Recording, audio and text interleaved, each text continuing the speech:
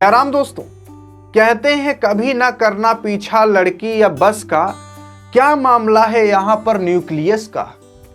जी हाँ दोस्तों, देखिए न्यूक्लियस एक ऐसा टॉपिक है जो कि बहुत कठिन और बहुत लेंदी माना जाता है और यहां से ऐसे क्वेश्चन पूछा जाता है कि आदमी समझ नहीं पाता है कि ये न्यूक्लियस का ही क्वेश्चन ही कहीं और से पूछ लिया है। तो ये न्यूक्लियस आपको मैं इतना इजी लैंग्वेज बताने वाला हूं कि आप सोचोगे बस खत्म हो गया न्यूक्लियस। देखो, ये न्यूक्लियस को हम हिंदी में कहते हैं नाभिका।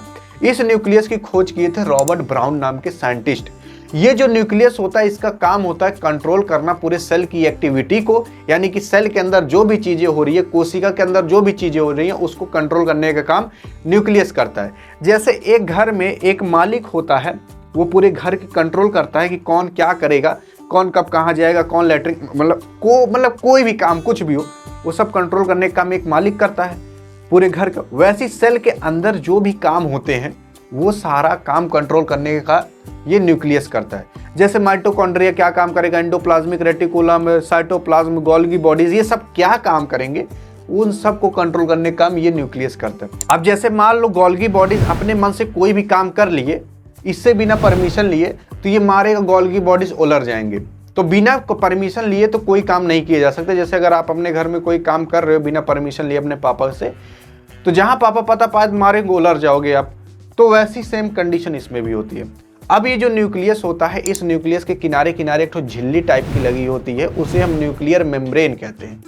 ये जो न्यूक्लियर मेम्ब्रेन होता है ये बना होता है भाई ये प्रोटीन और लिपिड से, और ये न्यूक्लियर मेम्ब्रेन भाई ये डबल लेयर होता है, यानी कि दो झिल्ली टाइप का लगा रहता है। अब आपके दिमाग में एक सवाल आ रहा होगा कि झिल्ली टाइप का लगा क्यों रहता है, और अगर नहीं आ रहा है तो जूता भिगा कर अपने सर पे मारो ताकि ये सवाल आए, क्योंकि जरूरी है। अब जैसे जो सेल होता है उसके किनारे किनारे एक ठो झिल्ली टाइप की लगी रहती है, सेल मेम्ब्रेन कहते हैं, कोशिका भित्ति कहते हैं। वैसे न्यूक्लियस के किनारे किनारे एक ठो झिल्ली लगी रहती है जो कि डबल लेयर होती है। ये झिल्ली इसलिए लगी रहती है, अगर मान लो झिल्ली ना लगी होती तो न्यूक्लियस के अंदर जितना भी मटेरियल भरा है वो सारा ऐसे छितरा नहीं जाता। अगर छितरा जाता तो वो सारा साइटोप्लाज्म में मिक्स हो जाता, और अगर साइटोप्लाज्म में मिक्स हो जाता तो जो न्यूक्लियस हुआ रहता वो कहाँ एक जगह इकट्ठा होकर रह पाता, और रह नहीं पाता तो अपना काम नहीं कर पाता। तो इसीलिए भगवान ने जो न्यूक्लियस है उसको न्यूक्लियर मेम्ब्रेन दिया, जिसकी वजह से एक ही जगह इकट्ठा होकर ऐसे न्यूक्लियर रहे। जैसे अंडे के अंदर आप देखोगे ऐसे पीला पीला होता है, वैसे सेल के भी अंदर ऐसे छोटका होता है, उसी को हम न्यूक्लियर कहते हैं। न्यूक्लियर मेम्ब्रेन उसी किनारे किनारे लगा रहता है, तो झिल्ली टाइप का, उसको न्यूक्लियर मेम्ब्रेन कहते हैं। अब इसी न्यूक्लियर मेम्ब्रेन स्पेलिंग बहुत बड़ी थी इसलिए मैंने इसका शॉर्ट फॉर्म में एनएम लिख दिया है।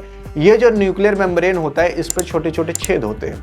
अब छेद क्यों होते हैं, अगर आपके दिमाग में सवाल नहीं आ रहा है तो जूता भिगा के अभी तक आप मारे नहीं हो इसका मतलब।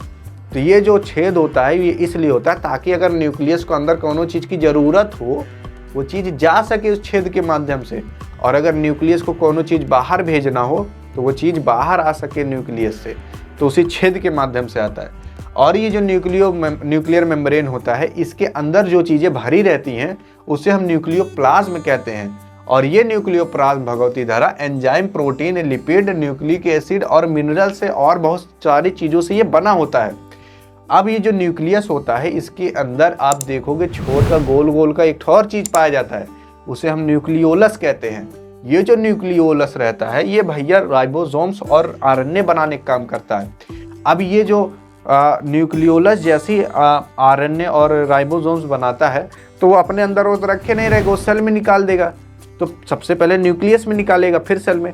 अब न्यूक्लियस में निकाला तो न्यूक्लियस वो बाहर भेजेगा राइबोसोम्स को, अंदर तो रखे नहीं रहेगा न्यूक्लियस के, तो बाहर कैसे भेजेगा।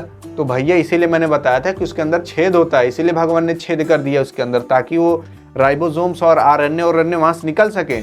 अब ये जो न्यूक्लियस होता है उसके अंदर डीएनए और प्रोटीन भी भरा होता है।